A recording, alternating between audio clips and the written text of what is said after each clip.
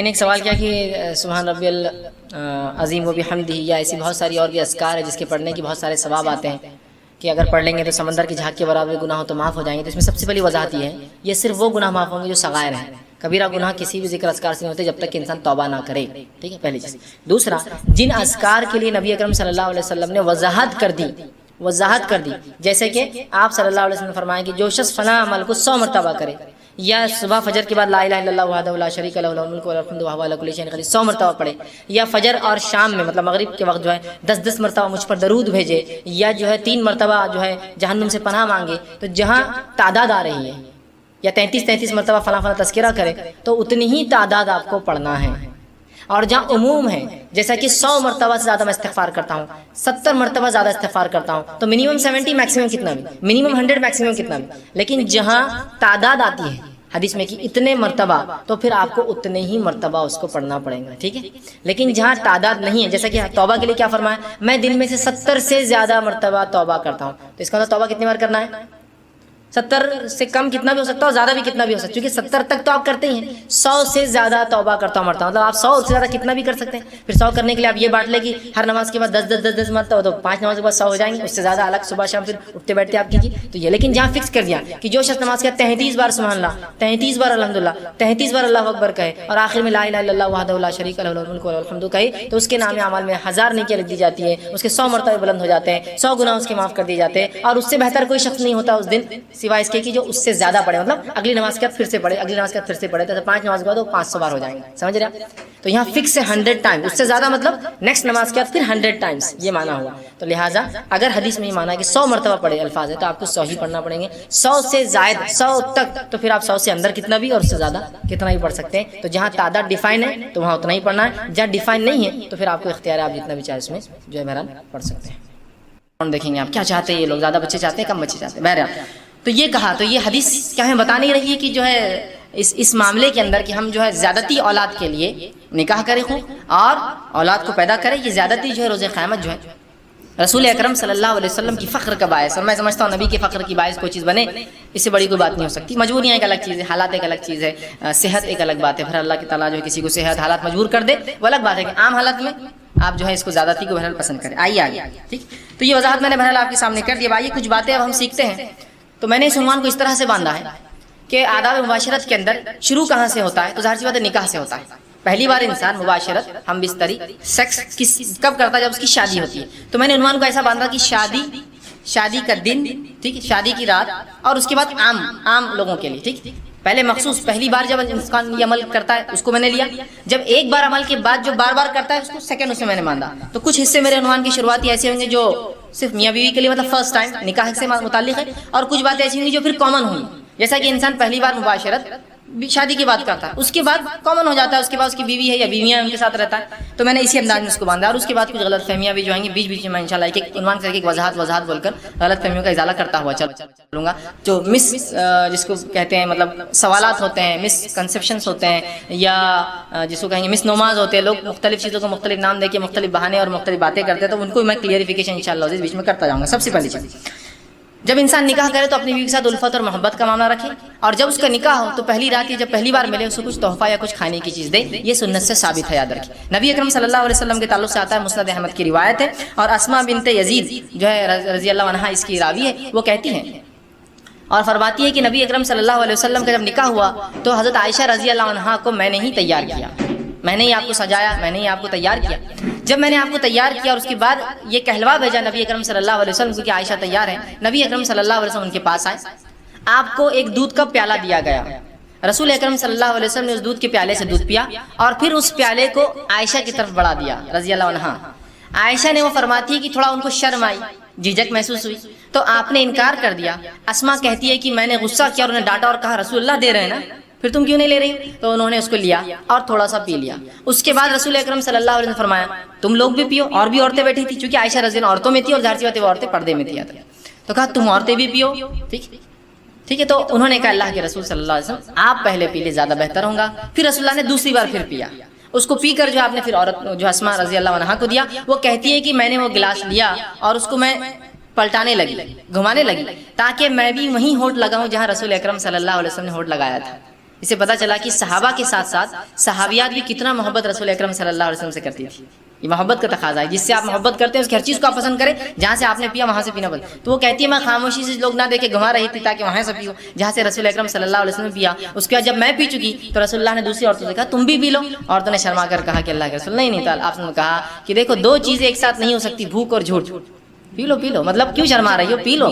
تم کو بھوک ہے میں جانتا ہوں لیکن تم جھوٹ بول رہی ہو تکلف میں کہ نہیں ہم نے پی لیا. کہا پی لو، اور پھر عورتوں نے بھی پی لیا. سمجھ رہے ہیں؟ تو یہاں رسول اکرم صلی اللہ علیہ وسلم پہلی بار اپنی بیوی سے ملے عائشہ رضی اللہ عنہا، تو آپ نے کچھ دیا، مطلب کھانے پینے کی چیز. اور یہ بھی رحمت کا قصہ کہ انسان کچھ کھلا پلا. بہت سے لوگ کنجوس ہوتے ہیں، کچھ کھلاتے پلاتے نہیں کسی کو، نہ اپنی بیوی کو نہ بچوں کو نہ کسی کو. تو بہرحال بیوی سے جب پہلی بار ملے تو کچھ کھانے پینے کا دے. کچھ بھی ہو سکتا ہے آج کے دور کے اندر، آپ مٹھائی لے جا سکتے ہیں، اینی تھنگ، مطلب کچھ بھی ہو سکتا ہے جو محبت اور الفت بڑھانے کے لیے. اور کھانا پینا ایک ایسی چیز ہوتی ہے جس کے کرنے سے لوگوں میں آپ کی طرف محبت مائل ہوتی ہے. آپ دیکھیے کسی کو آپ بلانا چاہتے ہیں، کسی سے کچھ کام کروانا چاہتے ہیں تو کیا کرتے ہیں؟ چلو ڈھابے پر، چلو کھانے پر. سر گھر پہ کب آ رہے ہیں آپ کھانے پہ؟ تو پروموشن چاہیے آپ کو، ٹھیک. تو بہرحال کھانا ایک وہ ہے. تو یہاں شریعت نے کہا بیوی سے بھی الفت محبت کرو. تو پہلی بار جب آپ بیوی سے ملے تو چونکہ ہم بستری شروع ہوتی ہے اسی عمل کے بعد، اس لیے میں اس کو بھی رکھ رہا ہوں. تو کھلائے پلائے کچھ دے. اور یہ کچھ بھی ہو سکتا ہے، آپ کے علاقے سماج ماحول کے اعتبار سے چیزیں XYZ بدل سکتی ہیں، ٹھیک ہے. بہرحال تو کچھ نہ کچھ کرے. دوسری چیز، جب بیوی سے پہلی بار خلوت مطلب علیحدگی میں جہاں کوئی آپ کو نہ دیکھ رہا ہو، جب خلوت میں ملاقات ہو، تو آپ صلی اللہ علیہ وسلم نے فرمایا کہ جب خلوت میں بیوی سے پہلی بار ملے، اور یہ عمل ایک بار کے لیے ہے صرف جو اب میں عمل بیان کر رہا ہوں، تو آپ نے فرمایا کہ جب ملے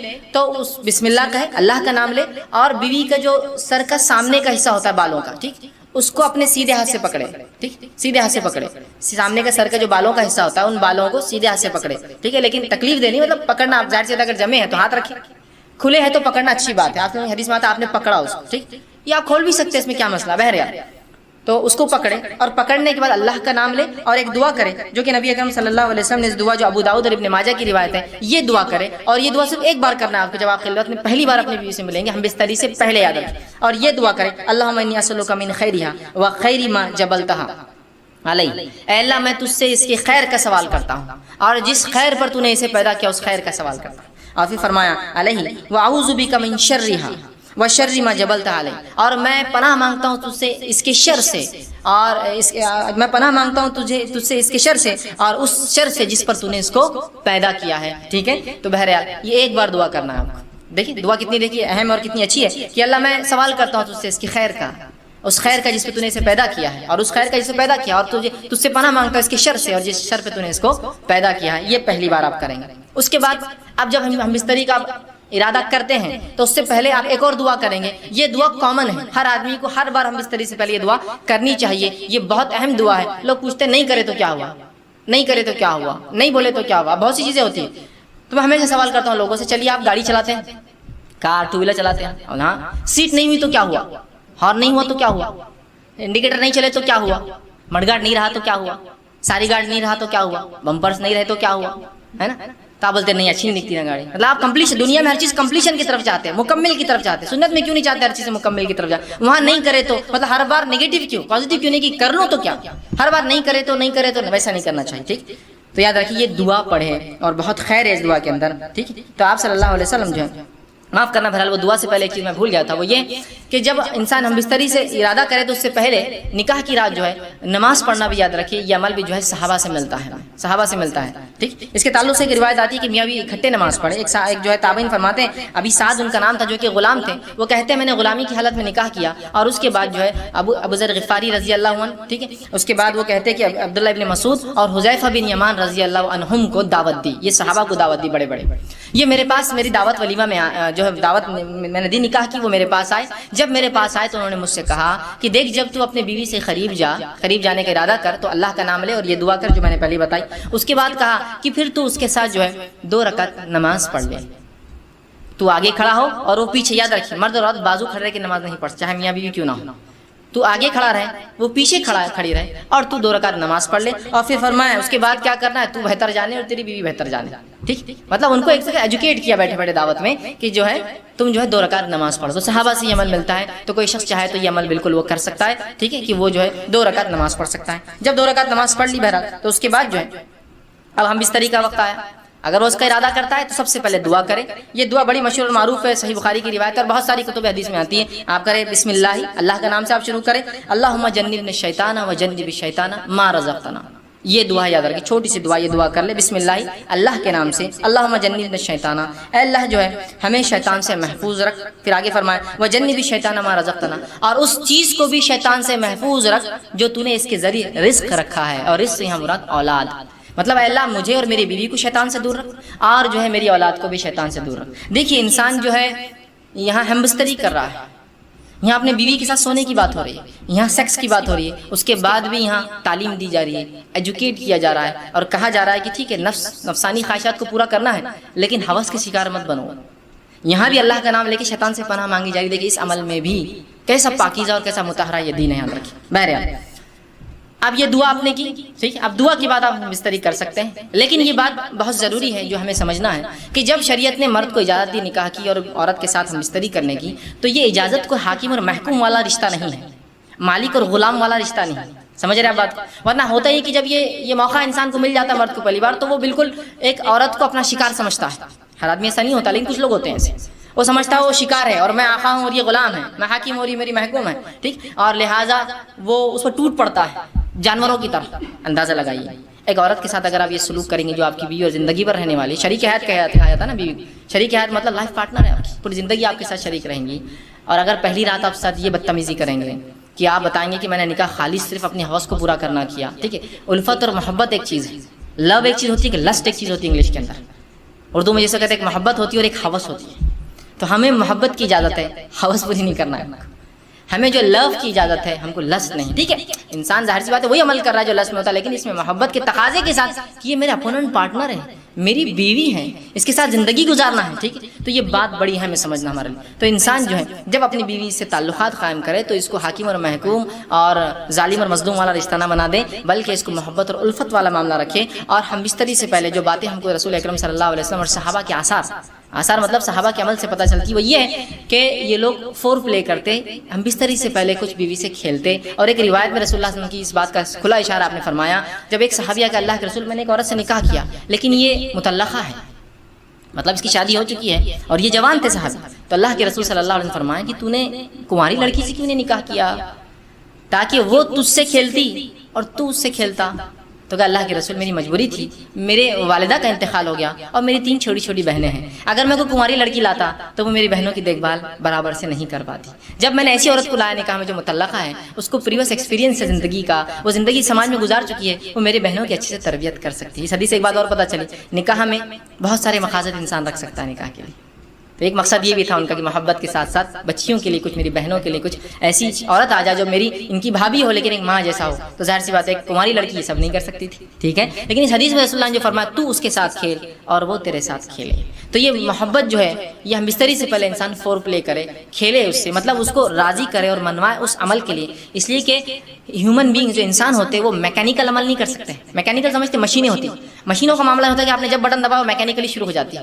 لیکن انسان جو ہوتے ہیں ویسے میکینیکل نہیں ہوتے، ان کو ذہنی تیار ہونا پڑتا ہے، پھر جسمانی فزیکل ریڈی ہونا پڑتا ہے، اس کے بعد انسان کچھ اعمال کر سکتا ہے. جیسے آپ کو کس سے ڈیل کرنا ہے کوئی انسان سے، تو بہت ساری باتیں ہوں گی، ملاقاتیں ہوں گی، ٹھیک ہے، اس کے بعد کوئی ڈیلنگ فائنل تک پہنچیں گے. سیم ایسی ہوتا ہے. تو اس بات کو ذہن میں رکھیں اور بالخصوص پہلی رات میں تو آپ خاص طور سے اس کو یہ نہ کریں کہ ٹوٹ پڑنے کا معاملہ کرے، بلکہ سنت کو لحاظ رکھتے ہوئے، شریعت کا لحاظ رکھتے ہوئے، انسانی ذہنیتوں کا لحاظ رکھتے ہوئے، سامنے والے فریق کی، آپ کی بیوی کی عمر کا لحاظ بھی رکھ سکتے ہیں. ہو سکتا ہے کوئی انسان 40 سال کا اور نکاح 20 سال سے کیا ہو، جائز ہے بالکل. تو اب یہاں سمجھنا پڑے گا اس کی عمر کا تقاضا کم ہے، تو ظاہر سی بات ہے سمجھ رہے ہیں بات کو. یہ تمام چیزیں آپ جو ہے ذہن میں انسان رکھیں. تو فور پلے جس کو ہم کہتے ہیں کہ ہم بستری سے پہلے کچھ ایسی چیزیں جس سے انسان اس عمل کی طرف راغب ہو جو عمل اس کو اب کرنا ہے، جو کہ اللہ نے اس کے اوپر جائز قرار دیا اور مباح ہے اس کے لیے کرنا، حلال ہے اس کے لیے کرنا، جس سے اپنے آپ کو تسکین دے سکتا ہے، سکون حاصل اور اطمینان حاصل کر سکتا ہے. سمجھ رہا بات. تو فور پلے کی بڑی اہمیت ہے. اس کے اندر مختلف چیزیں ہو سکتی ہیں، انشاءاللہ آگے آئیں گا تو اس میں کچھ نہ کچھ پوائنٹس اس کے ڈسکس کرتا جاؤں گا، ٹھیک. تو فور پلے ہوگا اس سے پہلے کہ انسان تیار کرے اپنے فریق کو. دوسری چیز یہ کہ دونوں کا اس عمل کے لیے راضی ہونا ضروری ہے. ہم اس طریقے دونوں کا اس عمل کے لیے راضی ہونا ضروری، یاد رکھیے، اس لیے کہ یہ کوئی ون سائڈ معاملہ نہیں ہے. اور مرد کے راضی ہونا یہ بالکل واضح ہوتا ہے، لیکن عورت راضی ہے نہیں راضی ہے یہ واضح نہیں ہوتا ہے. مرد اس عمل کے لیے راضی ہے، وہ ظاہر ہے اس کی جسمانی کیفیت اور اس کا جسمانی کیفیت اس کی اشارہ کر دیتی ہے کہ مرد تو راضی ہے اس عمل کے لیے، لیکن ظاہر سی بات ہے عورت کے اندر ایسی کوئی چیز نہیں ہے جس سے پتہ چل سکے کہ اس عمل کے لیے وہ راضی ہے. بات سمجھ رہے ہیں آپ میری؟ ٹھیک. تو ظاہر سی بات ہے دونوں کی رضامندی ضروری ہے. تو مرد راضی عورت سمجھ سکتی ہے، لیکن عورت راضی ہے مرد سمجھ نہیں سکتا ہے. اس کے ظاہر سی بات جسمانی اعتبار سے تو اس کو اس معاملے میں تیار کرنا ہوگا، اس کو اس معاملے میں پوچھ سکتے ہیں آپ، اس کو اس معاملے میں اس کی بھی حامی لے سکتے ہیں آپ. اور حامی اس کا ہاں ہر بار زبان سے بولنا نہیں ہے، کچھ باتیں آپ سمجھ سکتے ہیں جس کا ہاں ہوتی ہے، سمجھے نا. انسان کی آنکھوں کے اشارے، جسمانی ہوا جس سے انسان سمجھ سکتا ہے کہ اس کا معنی ہاں ہے. اس معاملے میں خواتین سے میری بالخصوص درخواست یا نصیحت جو ہوگی وہ یہ ہے کہ بہت ساری عورتیں مرد تو راضی ہے اس عمل کے لیے، پہلے دن کی بات ہے، جب ہم عام بات کر رہے ہیں تو یہ بات یاد رکھیے، اور یہ ہمیشہ کے لیے عام اعتبار سے بھی اور اس دن کے لیے بھی خاص بھی، نکاح کے ارادے بھی اور اس کے بعد بھی، کہ عورتیں جو ہے اپنی رضامندی کا بھی اپنے شوہر سے اظہار کرے. اگر وہ یہ نہیں کرتی تو بہت ساری طلاق کی صرف یہ وجہ بنتی ہے، یاد رکھیے، کہ وہ کہتا ہے کہ میری بیوی میں سے کبھی راضی نہیں، آج تک اس نے ایک بار بھی مجھ سے جو ہے محبت کی بات نہیں کہی یا محبت کے لیے خود راضی نہیں ہوئی. تو عورتوں کو بھی اس معاملے میں آگے حصہ لینا پڑے گا بڑھ کر، چونکہ یہ ایک ایسی چیز ہے جس میں صرف مرد شامل نہیں ہے. اگر عورت اپنا حصہ نہیں رکھیں گی تو مرد کے لیے، میں معاف کرنا الفاظ اگر میرے سخت لگ رہے ہو تو، لیکن سمجھیے اس بات کو، مرد کے لیے صرف آپ ایک کھلونا ہو جائیں گے، اس کے علاوہ آپ کی کوئی حیثیت نہیں باقی رہیں گی. حضرت رسول اللہ کیا فرما رہے ہیں کہ تو اس کنواری سے نکاح کرتا تو وہ تجھ سے کھیلے اور تو اس سے کھیلے. دیکھیے الفاظ غور کیجیے حدیث کی، دونوں کے لیے کہا، یہ نہیں کہا کہ تو اس سے کھیلے، وہ تجھ سے کھیلے اور تو اس سے کھیلے. تو یہاں رسول اللہ صلی اللہ علیہ وسلم اشارہ کر رہے ہیں کہ اگر کنواری ہوتی تو وہ تجھ سے کھیلتی، مطلب وہ ایک پارٹ بنتی اس گیم کا، وہ اس کھیل کے اندر تیری حصے دار بنتی، شریک بنتی. تو یہ باتیں، یہ بے حیائی، اب دیکھیے بہت سی بار میں سمجھتا ہوں شوہر کے ساتھ کمرے میں رہ کے بھی آپ بے حیائی کا سوچیں گے تو میں سمجھتا ہوں آپ کوئی تقاضے باقی نہیں رہے. یہاں بے حیائی کچھ نہیں ہے، آپ کا شوہر ہے وہ، یہ آپ کو سمجھنا پڑے گا. ٹھیک ہے. تو یہاں عورتیں اپنی رضامندی کا اظہار کریں جو مختلف طریقوں سے وہ کر سکتی ہے، یاد رکھیے مختلف طریقوں سے کر سکتی. جب یہ عورتیں اس میں لیک کر جاتی ہیں، کمزور پڑ جاتی ہیں، تو مرد کو ایسی عورتیں پسند آ جاتی ہیں جو اس طرف اشارے کرتی ہیں اور مائل کرتی ہیں. جو بری عورتیں ہوتی ہیں، جو فحشائیں ہوتی ہیں، وہ اپنی رضامندی کا کنٹینیوس اظہار کرتے رہتی ہیں. تو جب عورتیں ہیں جن کے لیے جائز اپنے شوہر سے جو کام کرنا، تو کیوں نہیں وہ اپنے اظہار کرتی، کیوں نہیں بتا رہی ہے؟ چونکہ مرد راضی ہے، تیار ہے، اس کے جسمانی کیفیت سے پتہ چل جاتا ہے. عورت کو کیسے پتہ چلیں گے جب تک کہ آپ نہیں بتائیں گے؟ اور اس میں کوئی حیا اور بے حیائی کا تقاضا نہیں. یاد رکھیے آپ کی محبت اور الفت ہے، اور اس کو کہیں گے محبت کی سب سے اونچائی، یاد رکھیے جو میاں اور بیوی کے بیچ میں ہوتی ہے. تو آپ بھی اپنی رضامندی کا ضرور جو اپنے شوہر سے اظہار کریں. ٹھیک ہے. ورنہ اکثر طلاقوں کی وجہ یہ بنتی ہے کہ بیوی، شوہر کا دعویٰ ہے کہ بیوی نے آج تک فلاں نہیں کیا، اور پھر وہ الزام لگاتا ہے اس کا سیکس کمزور ہے یا اس کی قوت باہ اس میں نہیں ہے اور فلاں نہیں ہے اور فلاں نہیں ہے. تو وہ سب طرف کیوں جا رہے ہیں؟ شریعت نے آپ کو بتا دیا، رسول اللہ صلی اللہ علیہ وسلم کہہ رہے ہیں. اور ظاہر سی بات ہے ہر چیز کھول کر بیان کرنا ضروری نہیں، کہ اتنا کافی نہیں تو اس سے کھیلے اور وہ تجھ سے کھیلے، اتنا کافی نہیں ہے ہمارے لیے سمجھنا. کیا اور وضاحت چاہتے ہیں آپ؟ پوری چیز کا پورا پکچر دکھانا چاہتے ہیں؟ کیا یہ بتائے تو ہم کو سمجھ میں آئیں گے؟ نہیں، اشارہ کافی ہوتا ہے. اور مومن کے لیے تو اشارے بہت زیادہ کافی ہوتے ہیں. عقل مند کو اشارہ کافی ہوتا ہے. لوگ کہتے ہیں میں کہتا ہر مومن عقل مند ہوتا ہے، اور اس کو اپنے نبی اور شریعت کے ہر اشارے کافی ہو جاتے ہیں، وہ سمجھ جاتا ہے واقعی کیا ہے. تو عورتوں کو بھی اشارہ ہے اس حدیث کے اندر. بہرحال آگے بڑھیے. اب انسان جو ہے جمع کیسے کرے، یہ تو پہلے کا ہوا، اور کچھ باتیں نکاح کے لیے خاص اور کچھ عام تھی. اب نکاح کی رات بھی ہو سکتی ہے اس میں انوالو، اور ادر زندگی کا اور حصہ جہاں میاں بیوی ہم بستری کرنا چاہتے. اب جمع کیسے کرے؟ جمع سے مراد، جب میں الفاظ کہہ رہا ہوں تو شرمگاہ کا جمع ہونا اور ملنا اس سے مراد ہے میرا، یاد رکھیے. ٹھیک ہے کہ انسان اب جمع کیسے کرے، اس کے تعلق سے بہت ساری غلط فہمیاں ہوتی ہیں. انشاءاللہ آج اس کے ازالے کرنے کی کوشش کروں گا. اب انسان اپنی بیوی سے کیسے جمع کر سکتا ہے؟ آئیے اللہ رب العزت کا جواب اپنی کتاب، اس کی کتاب میں جو اس نے دیا، اس سے ہم شروع کرتے ہیں. اللہ رب العزت فرماتا اور کہتا ہے، سورہ بقرہ سورہ نمبر 2 آیت نمبر 223، اور فرماتا ہے نساء حرث لکم فأتوا حرثکم ان شئتم. کہ اللہ فرماتا اور کہتا ہے تمہاری عورتیں تمہارے لیے کھیتیاں ہیں، اور تم جس طرح سے چاہو اپنی کھیتیوں میں آؤ.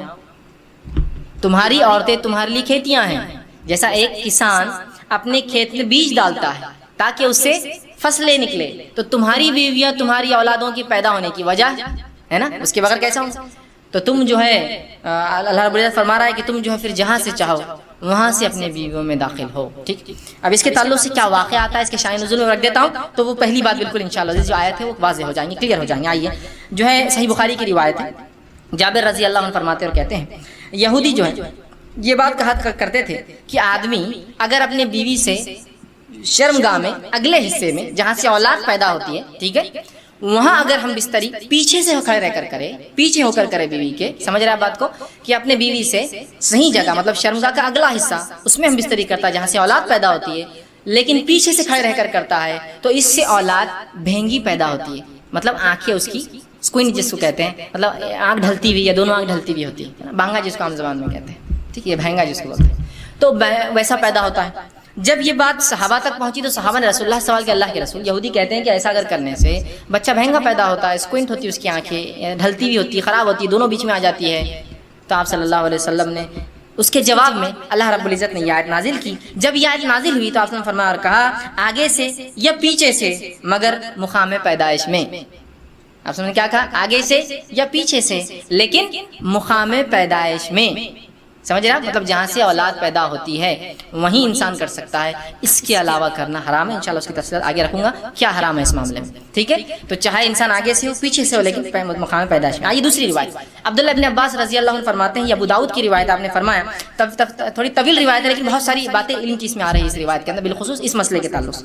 وہ کہتے ہیں مدینہ میں انصار جو ہے یہودیوں کی اتباع کرتے تھے، چونکہ انصار تو مشرک تھے، ان کے پاس کوئی عقیدہ نہیں تھا یہ تو، لیکن اہل کتاب کو یہ بڑا اونچا سمجھتے چونکہ وہ کتاب کے حامل لوگ تھے، تو ہر چیز میں وہ یہودیوں کو فالو کرتے. حتیٰ کہ یہودی اپنے بیویوں کو چت لٹاتے، مطلب چہرہ اوپر اور عورت لیٹی ہے اور اس کے بعد ہم بستری کرتے، تاکہ اس سے کیا ہوتا ہے ستر کے لیے بھی اچھا ہے. انسان جب مرد لیٹ جاتا ہے عورت پہ تو پوری ڈھک بھی جاتی ہے، تو طہارت کے لیے بھی اچھا ہوتا ہے اور ستر پوشی کے لیے بھی خامہ کا زیادہ ستر کھلتا نہیں ہے، اچھا ہوتا ہے. تو یہودی صرف اس پوزیشن کو، اس طریقے کو حلال مانتے تھے. چونکہ انصار رسول اللہ صلی اللہ علیہ وسلم کے آنے سے پہلے، اسلام سے پہلے ان کو دیکھتے تھے، ان کو فالو کرتے تھے، اس معاملے میں بھی یہودیوں کو فالو کرتے تھے کہ نہیں یہودی بول رہے تھے اہل کتاب ہے، ان کے پاس ایک دین دھرم تھا جو اللہ کی طرف سے آتا، لہٰذا ان کو فالو کرنا چاہیے، تو اس معاملے میں ان کی بھی اتباع کرتے تھے. عبداللہ ابن عباس رضی اللہ عنہ فرماتے لیکن ہم جو مہاجر تھے، ہم مکے والے لوگ، مکے کے جو لوگ تھے وہ مختلف قسم سے اپنے بیویوں سے تعلقات قائم کرتے، آگے سے پیچھے سے لٹا کر ہاتھوں پہ ان کو کھڑے کر کے مختلف چیزوں سے، اور جنس کی ہم بستری کی لذتیں اٹھایا کرتے تھے. لیکن جب مہاجر مدینہ پہنچے اور انصاریوں سے نکاح شروع کیا، اور جب ایک مہاجر نے ایک انصاری عورت سے نکاح کیا اور نکاح کرنے کے بعد جیسا ان کا طریقہ تھا کہ وہ مختلف انداز سے، مختلف طریقوں سے صحیح جگہ میں بستری کرتے، مطلب شرمگاہ میں اگلے حصے میں کرتے، جب اس نے ڈیمانڈ کیا اس شخص نے، تو اس انصاریہ نے کہا ہم تو صرف ایک طریقہ اپناتے. اس عورت نے، وہ بھی صحابیہ تھی، وہ ہے چت لیٹنا اور تم اوپر سے رہو. اس نے کہا ایسا کیوں؟ ہم تو مختلف چیزیں کرتے ہیں، جس کو عام زبان میں بہرحال آسن کہتے ہیں، لوگ بہرحال سمجھتے ہیں آسن کہتے ہیں، اس کو شاید سنسکرت کا لفظ ہے، یہ ہندی کا لفظ ہے. بہرحال تو ہم تو مختلف کرتے ہیں. تو انہوں نے کہا نہیں میں تو یہ کرنے نہیں دوں گی. جھگڑا بڑھ گیا. اس نے کہا میں تو ایسے ہی کروں. اس نے کہا ہمارے پاس یہ طریقہ نہیں. اور بات رسول اکرم صلی اللہ علیہ وسلم پہنچ گئی اور پھر یہ آیت نازل ہو گئی تمہاری بیویاں تمہاری کھیتی ہے، تم جہاں سے چاہو. مطلب جو مہاجر کر رہے تھے صحیح کر رہے تھے، مختلف پوزیشنز ہو سکتے ہیں لیکن اگلے حصے میں صرف پیدائش کے حصے میں انسان کر سکتا ہے. تو یہ روایت میں بہرحال بہت ساری باتیں آ گئی اور بہت ساری باتوں کا جواز ہمیں مل گیا ہے. آگے آئیے. اب اس معاملے میں جو ہے انسان جمع جو کرے، ہم بستری کرے تو لیٹ کر سکتا ہے. لیٹنے میں جتنی پوزیشنز ہو سکتی ہے وہ استعمال کر سکتا ہے. شرط ایک ہی ہے، وہاں انسان اپنی شرمگاہ کو داخل کرے، عورت کی شرمگاہ میں جہاں سے اولاد پیدا ہوتی ہے، ٹھیک ہے، وہی ایک جگہ ہے. دوسرا بیٹھ کر سکتا ہے، جتنی پوزیشنز ہو سکتی ہے اس کے لیے شریعت نے اس سے کوئی ممانعت کا اظہار نہیں کیا. لیکن سب سے بہترین پوزیشن اولاد کی پیدائش میں اور اس میں سازگار ہونے میں وہی ہے جو عورت کو لٹا کر کا، اس لیے کہ اس میں سیدھا مرد کی شرمگاہ اوپر سے ہوتی ہے اور اولاد کی پیدائش کے چانسز زیادہ ہوتے ہیں اس میں. بہرحال ٹھیک. اس کے بعد بیٹھ کر جتنے طریقے ہو سکتے ہیں، جتنی پوزیشنز ہو سکتی ہے، جس میں میں جو بتا رہا ہوں بات آپ سمجھ رہے ہیں کہ شرمگاہ مرد کی عورت سے ملے اور سامنے کے حصے میں آپ کے لیے جائز ہے. اسی طرح کھڑے رہ کر جو کچھ ہو سکتا ہے، اس میں کوئی ممانعت نہیں ہے. کراہت ہو سکتی ہے، ناپسندیدگی ہو سکتی ہے، لیکن ممانعت کسی میں بھی نہیں، حرمت کسی میں بھی نہیں. بیٹھ کر، لیٹ کر، کھڑے رہ کر کچھ بھی ہو سکتا ہے. ابھی بات کا ازالہ میں کر دوں، بہت سے لوگوں نے عجیب عجیب باتیں لکھ دی، اللہ ان پر رحم کرے، جس کی وجہ سے امت کو خواہ ایسی مشکلات اور تکلیفوں میں ڈالا جو شریعت میں نہیں دی. کہ کھڑے رہ کر کرے تو اولاد لنگڑی پیدا ہوتی ہے، بیٹھ کر کرے تو اولاد فلاں پیدا ہوتی ہے، پیچھے سے کرے. آج بھی میں کہہ رہا ہوں کہ اگر کوئی لڑکا بہنگا آ جاتا ہے جس کی آنکھیں اسکوئنٹ ہو، اس کی آنکھیں برابر نہ ہو، تو عورتیں اس کو دھکا دے کے ہنستی مجلس میں. ان کے ماں باپ نے کیا کرے تھے دیکھو بچہ.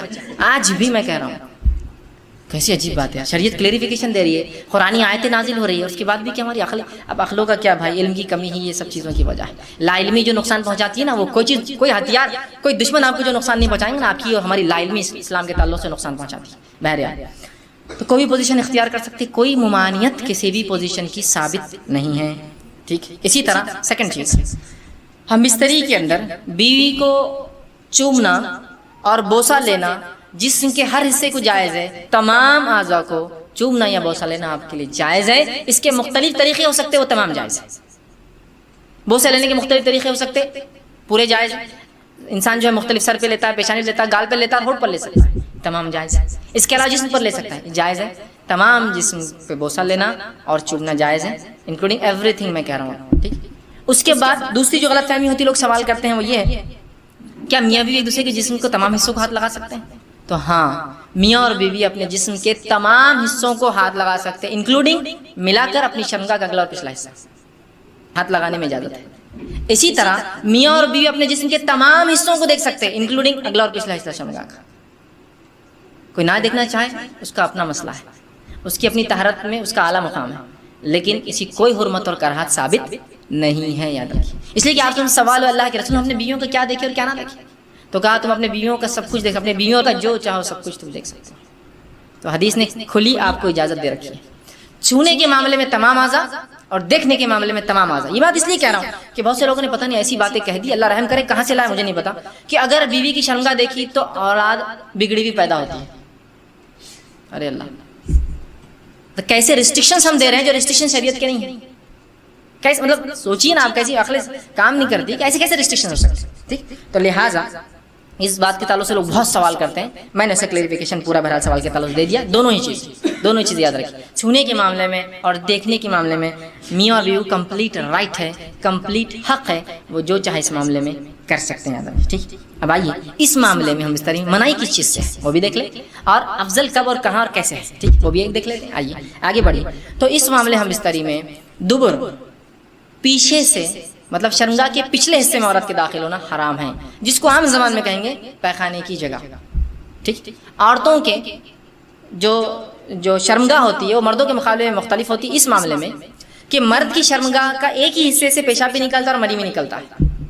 لیکن عورتیں مختلف، عورتوں کے پیشاب کی جگہ الگ ہوتی ہے اور شرمگاہ الگ، جہاں اولاد پیدا ہوتی ہے وہ جگہ الگ ہوتی ہے، اور پیخانے کی جگہ الگ ہوتی ہے. تو مردوں میں 2 ہی حصے ہیں جہاں سے نکلتا ہے، عورتوں میں 3 ہوتے ہیں. یاد رکھیے. تو یاد رکھیے مرد کے لیے عورت کی جو ہے شرمگاہ کے علاوہ کوئی بھی عمل کرنا درست نہیں، اور بالخصوص دبر کی تو حرمت شریعت نے اتنی سخت ثابت کی. مسند احمد کی روایت جو ہے ام سلمہ رضی اللہ عنہ فرماتی ہیں جب مہاجرین انصار کے پاس مدینہ آئے تو ان کی عورتوں سے جو ہے شادیاں رچائی. مہاجر عورتوں کو زمین پر لٹا کر یا ان کے ہاتھ کو زمین پر رکھ کر گھٹنوں کے بل ان کو کر جمع کرتے تھے، فائدہ اٹھاتے تھے. مہاجرین میں سے ایک آدمی نے انصار کی عورت سے نکاح کر لیا اور ارادہ کیا کہ ویسے ہی کام کرے جیسا وہ ان کے پاس چلن تھا کرے. تو اس نے انکار کر دیا اور کہا جب تک رسول اکرم صلی اللہ علیہ وسلم پوچھ کر نہیں آؤں گی عمل نہیں کرنے دوں گی. اس نے کہا ٹھیک ہے جا پوچھ کر آ جا. وہ عورت صبح ہونے کے بعد رسول اکرم صلی اللہ علیہ وسلم کے پاس پہنچی. جب خدمت میں پہنچی تو بڑی شرمائی، کیسے پوچھوں کیسے پوچھوں. تو ام سلمہ رضی اللہ عنہا جو آپ کی عزوج بیوی تھی ان سے کہا کہ ذرا آپ رسول اللہ سے پوچھ دیجیے نا کہ یہ عمل کیا جائز ہے. تو آپ صلی اللہ علیہ وسلم نے یہ آیت پڑھی جو آیت نازل ہوئی تھی سورہ بقرہ کی، میں نے پہلے لکھ دی، نساؤکم حرث لکم فاتوا حرثکم انا شئتم. تمہاری بیویاں تمہاری کھیتی ہے، جہاں سے چاہو داخل ہو جاؤ. جو ہے اور وہ آگے اللہ کے سلام نہیں مگر ایک ہی جگہ مقام پیدائش کا داخل ہو، لیکن نہیں مگر ایک ہی جگہ مقام پیدائش. تو اس سے پتہ چلا دبر میں داخل ہونا، پیخانے کی جگہ یا انال سیکس جس کو کہتے ہیں شریعت میں حرام ہے، اور اتنا سخت حرام ہے کہ اس کی حرمت کے تعلق سے 3 ہی حدیثیں رکھتا ہوں آپ کے سامنے. پہلی حدیث آپ نے فرماتے ترمذی اور ابن حبان کی روایت آپ نے فرمایا اور کہا اللہ تعالیٰ ایسے آدمی کی طرف نہیں دیکھیں گا یا دیکھنا گوارا نہیں کرے گا جو اپنی بیویوں سے دبر میں جمع کرتا تھا، پیخانے کی جگہ جو ہے جمع کرتا تھا. اس کی طرف دیکھنے والا نہیں اللہ قیامت میں. اللہ کا نہیں دیکھنا مطلب اللہ کا رحم نہیں کرنا. دوسری روایت ابو داؤد کی روایت آپ سے فرماتے وہ آدمی ملعون ہے، اللہ کے نزدیک لعنتی ہے، فرشتوں کے نزدیک لعنتی ہے، انسانوں کے نزدیک لعنتی ہے، جو فرماتے ہیں جو محاش یعنی دبر میں عورت کے داخل ہو. دوسری روایت. تیسری روایت بہت سخت ہے، آپ سے فرماتے ہیں نسائی کی روایت آپ نے فرمایا جس آدمی نے حائضہ عورت سے ہم بستری کی، جس آدمی نے اپنے بیوی سے دبر میں دخل کیا، اور جس آدمی نے یا عورت نے جو ہے کسی کاہن کے پاس جایا، نجومی کے پاس گیا اور اس کی بات کی تصدیق کی، ہاں یہ تو صحیح کہہ رہا ہے، اس نے اس چیز کا انکار کیا جو محمد پر نازل ہوئی ہے، مطلب وہ شریعت کا منکر ہے، وہ کافر ہے. اب لا علمی میں سمجھتا ہوں کتنے لوگ یہ گناہ کر چکے ہیں اپنی زندگی میں. لوگوں کو لگتا ہے یہ تو کوئی بات ہی نہیں، روٹین آف لائف ہے. ٹھیک، لا علمی کتنی خطرناک ہو سکتی سمجھ رہے ہیں آپ، کہ اس نے اس چیز کا انکار کیا جو محمد پر نازل ہوئی. وہ منکر شریعت ہے، اسلام کا منکر آدمی جو دبر میں داخل ہوتا ہے. ہم کو معمولی لگتا ہے، شریعت کے نزدیک بہت سنگین جرم. تو علم بہت ضروری ہے ہر معاملے میں بہرحال. ٹھیک، تو یہ تینوں روایت بہرحال اس چیز کی وضاحت کر رہی تھی کہ تحریم دبر ہے. اب آئیے کچھ باتیں وضاحت کے طور پہ جو سوالات مجھ سے کیے گئے تھے بیچ میں رکھتا ہوا چل رہا ہوں. میں نے کہا تھا ہر بار میں وضاحت کرتے رہوں گا، پوائنٹس ایڈ کرتے رہوں. پہلی چیز تو یہ کہ ایک سوال جو بار بار آتا ہے وہ یہ جو مجھ سے بہت سے لوگ